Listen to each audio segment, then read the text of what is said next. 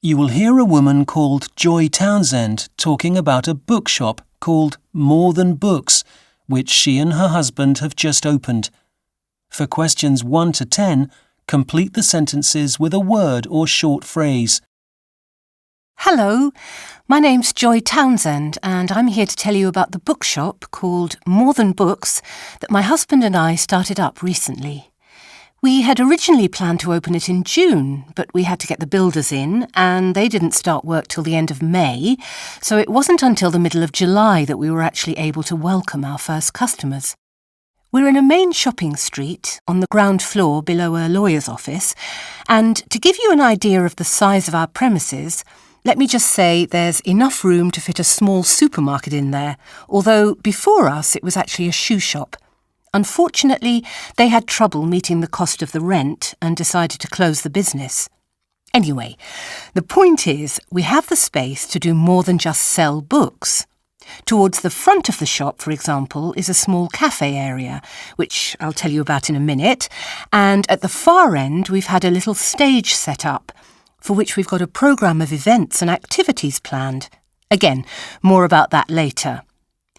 As a bookshop, we want to appeal to all types of readers, so we sell a wide range of books, both fiction and non-fiction, including an impressive selection of children's books. And in the shop window, rather than having recently published books on show, we display some of our bargain books, ones that we're offering at a discount, or that belong in our 3 for the price of 2 deal. The idea, of course, is to catch the attention of shoppers and encourage them to come in.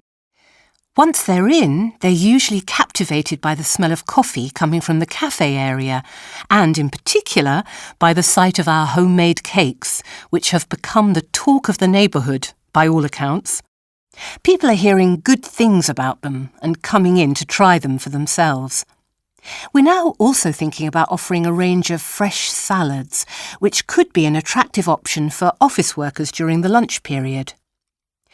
As I mentioned, we have a number of events and activities programmed. Coming up the week after next, for example, is jazz guitarist Dave Simmons, who lives in the area and has kindly offered to play a set for us free of charge. Then, 2 weeks after that, folk singer Angie Davis, a personal friend of mine, is coming all the way from her hometown of Bristol to perform for us. We've already had a poetry reading, which was very well attended.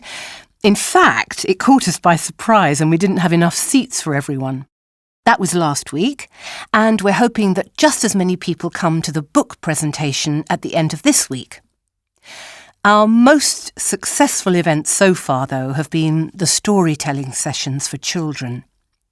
We pay a professional group called Magic Words to come in every now and again to entertain the kids. The sessions are not cheap, but the shop is always full, and the mums and dads buy lots of books. And finally, we've set up a reading group which meets on the first Tuesday of every month. The theme for discussions since September has been loneliness, but that will change in January to a topic of the group's choice. A total of 3 books are suggested for each topic, and they can be purchased from us at a reduced price. All of this, then, is helping us to attract customers. But we've also decided to advertise. We couldn't afford to pay for radio advertising, and we weren't convinced a leaflet campaign would be very effective. So we've taken out an ad in the local newspaper. It wasn't cheap, but we're hoping it will turn out to be money well spent. We'll see.